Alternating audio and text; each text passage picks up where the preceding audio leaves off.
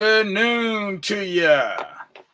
Here we are again, live, coming at you. This is Doc Ock, ensconced here at Black Facts headquarters. How do you know we're here? Because you see the sign in the background. That's how you know we're here. When you see that sign, you know what time it is. You know where we're at. We're doing it every day at noon and 9. What are we doing? We're throwing out some black facts.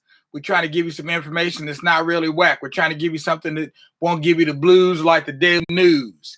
We're just trying to give you something here to uplift you for a minute, to take your mind to another level, take your head to another place, put your body in another space. That's what we're doing here every day from noon to 9. Because in the end, everything is going to be fine.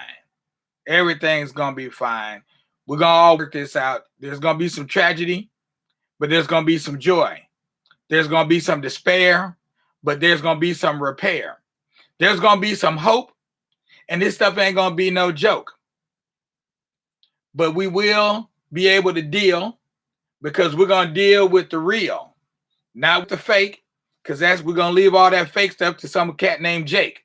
That's right, fake Jake. Now, today, one thing I have learned, I posted up on in my new group on Facebook, COVID-19, Surviving COVID-19 While Black. That's a new group I just put up. You should check that group out. Join the group. Okay. What we're doing there, we transmogrified a former group that used to be called, the group used to be called Trump Watch Today. We've transmogrified that into Surviving COVID-19 While Black, because that actually does seem to define the whole quote unquote Trump era, is how do we survive COVID-19 while black? And I can tell you this, what COVID-19 looks like. I can even give you COVID-19's address. Their address is, what do they call it? 1300 Pennsylvania Avenue. That's where COVID-19 lives.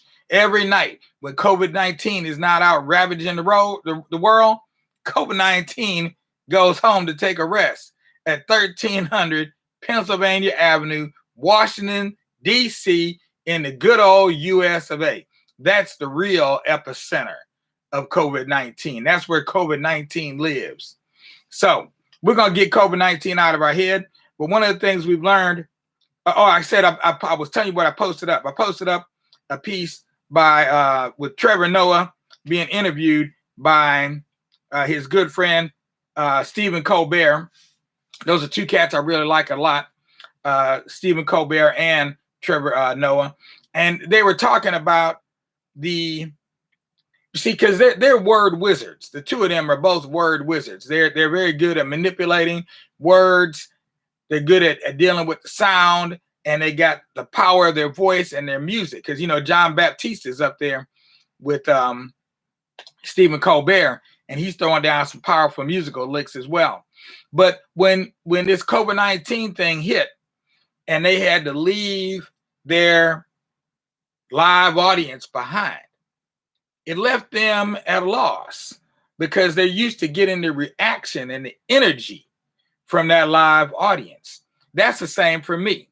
I'm feeling that as well, because what I do here is typically something similar, very similar to what I do in school. So if this feels kind of like school, yeah, that's because this is what I do in school. Although they do call me the cool teacher, the children love me because I bring things to light that their regular teacher does not bring to light. Because I'm a guest teacher. I go around from school to school. I teach it I've taught at every school in Akron, all the public schools in Akron. I've been in each and every one on multiple occasions. So the staff and the children, they know me really well. Well, today, as I was, for the last few days, maybe about a week or so, I've been thinking about what to do, because I'll come up with thoughts, things that I want to do during this time, but I forget them when I get here. So I decided today to use my handy dandy notebook. I'm writing them down now. So, proverb of the day today. We're not going to come out of a book. We're coming straight out of reality. proverb of today is a Jamaican proverb, or Rasta proverb, you could say. It goes, word sound has power. And in case you think I said power, I did not say power. I said power. Word sound has power. That's more powerful than any kind of power, any kind of electrical power, any other kind of power. Word sound has power. And so I just wanted to remind you that that's the proverb for today. We're moving on because we're already at halftime today. Story for today is we're going to take you back, way back. And we're going to go back to the beginning of time when nope, not that one. Where did I say I was going with this one here? Oh, I know. I was going to read the story. I am going to read a story today, but this story is for the adults. It could be read to the children, but you got to preface it. So I figured I would read this story to the adults because I thought maybe you all could handle it. Okay? I didn't want to read this one to the children. And this one is about, it's an agricultural story, but it relates to life in the city. Now, a lot of times when I'm in class with the children and I'll say certain words, they just bust out laughing. And I don't always know what words are going to trigger this raucous laughter. But I know one word that will trigger a lot of raucous laughter. And that word is hoe. If I say the word hoe, the children bust out. And I mean from 5 years old up. For any reason that I have to use the word hoe, it's over with. You know, it takes at least 5-10 minutes to calm them down and get them to refocus, because I'm not talking about the hoe they're thinking about, which brings to mind, why do they have their mind on that kind of hoe at that age anyway? That's a good question. I can't answer that one. Y'all have to answer that one for me. Meanwhile, back to the story.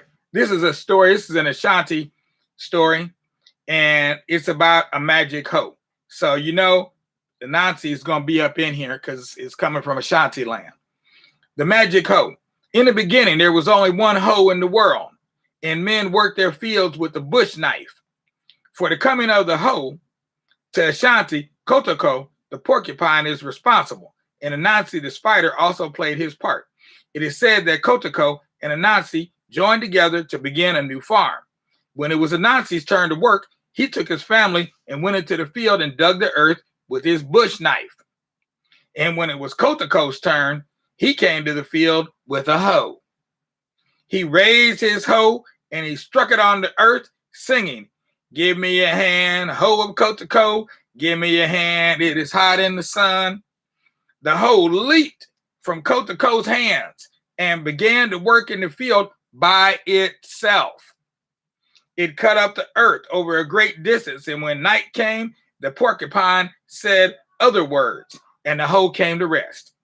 When he went home, Kotoko took the hoe and hid it in his house, because you know that's a valuable tool.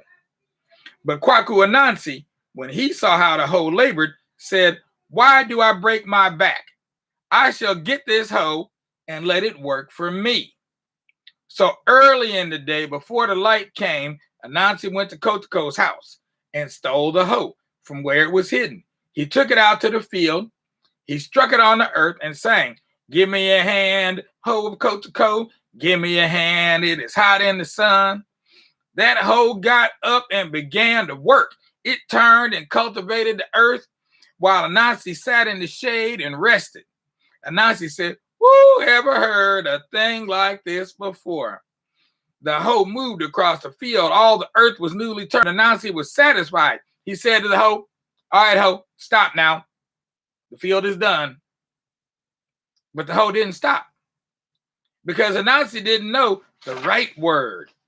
It went right on hoeing. It hoed itself into the dense brush, and still Anansi couldn't stop it. It hoed itself to the edge of the sea, and still it would not stop. It went across the sea and came to the country of the white people. You know what I'm talking about. And there the people liked it and fashioned other hoes after it. And when they had made many, they brought some of them across the sea to the Ashanti people. Thus, today, among the Ashanti, there are numerous hoes, and men use them instead of the bush knife when they have to till the earth. Now, that's the story of the magic hoe. Now, maybe on another day, I'll tell the story of the magic Negro, and we'll see what happens with the magic Negro. But that one was the story of the magic hoe. Now, the thing about this hoe, what I've discovered about this hoe, because I'm a farmer, okay? I'm an urban farmer. Been doing this ever since we got here, 50 years. No, actually, I started in Alabama. I was about 5 or 6 years old. I started this farming thing in Alabama. I'd eat the watermelons and take the seeds and drop them in a hole and cover them with some dirt and wait for something to pop up out the earth like Jack and the Beanstalk. Never did work.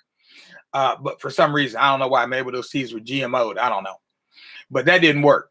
But the idea that you could put seeds in the earth and a plant would come up and then you could eat the fruit was very appealing to me. So I still do this kind of stuff. And I do use a hoe. Now, how did this farming tool get confused with something very different? How did those two things get confused? It's easy. Because Black folks moved from the countryside to the city. When we made that transition from the countryside to the city, and jobs were few and far between, men looking for work thought like Anansi that it would be easier if they had a magic hoe to do the work for them. Go out there, stand on the street corner, collect up all the money, bring all the money back, and give it to them. And to them, it was very similar to what they had dealt with when they were back in slavery, when we were back in slavery, that we would be out there doing all the work and we'd give all the crop to Massa. He gets all the crop. He gets all the money. He gets everything. And you know, what do they say? They eat the bread. They give me the crust. They eat the meat. They give me the bone. We never got the good stuff. We always end up with the pig. They get the good part. We get the low part. What part of the pig do we get? Ham. What part of the pig is that? I don't need to say. You already know what part of the pig that is. That's the part we get. We get to eat that. Okay? Think about these things. This is how we got here. So today, when you say the word hoe and you're talking about a farming implement, the children just automatically go to this other thing because that's what they're being fed. They're being fed that. Somebody's feeding them that information. They don't just come up with that out of their little heads. They're being fed this information. So we need to keep in mind, word, sound has power. And whatever words come out of our mouths create a reaction out there in the world. So be careful what you say. I hope y'all have a very good day. Today is Wednesday, so it makes it hump day. It's all downhill from here. Have no fear. Doc Ock is here. I'll see you right back here with another rhyme next time. Don't forget to subscribe below if you're on YouTube. If you're on Facebook, make sure to like us. And also, make sure that you become a member of some of our groups. Surviving COVID-19 While Black. And then we've got the Center of Pan-African Culture. You can join up both of those groups. All right? And hopefully, that'll give every last one of y'all some hope. Peace out now.